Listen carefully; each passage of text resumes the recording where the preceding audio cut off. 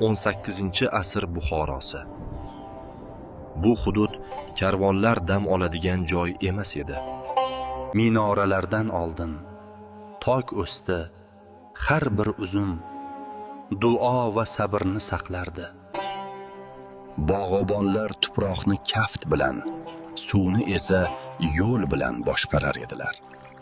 Tok ildizlari Zarafshonning eng chuqur qatlamlariga yetdi. Suv faqat qumni emas, asrlarni ham yuvardi. Har asrda bitta uzum paydo bo'lardi. Uni faqat pok niyatli insonlar yetishtira olardi. Tokni bozorga aylantirmoqchi bo'lishdi. Lekin u yer ostiga kirdi. Vaqtni zo'rlab bo'lmas edi. Tokni endi 3 kuch asrar edi. Dehqon, dono va sukut. Asrlar o'tdi, tok yana yuzaga chiqdi.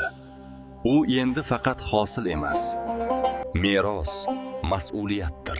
Uzumni ekish oson, saqlash esa imtihon. Sabr saqlagan joyda baraka yashaydi. Buxoroda zamonaviy agrosanoat va enoturizm majmualari barpo etilmoqda. Bu zaminda yer bilan ishlash faqat kasb emas, mas'uliyatdir. Majmua yerni tushungan dehqonni, vaqtni his qilgan mutaxassis va tadbirkorni birlashtiradi. Voish usulidagi uzumzor sayyohga manzil emas, tarixni his qilish imkonini beradi. Uzum yurakni himoya qiladi, qon aylanishini yaxshilaydi, asab tizimini tinchlantiradi. Tabiat eng katta tabibdir.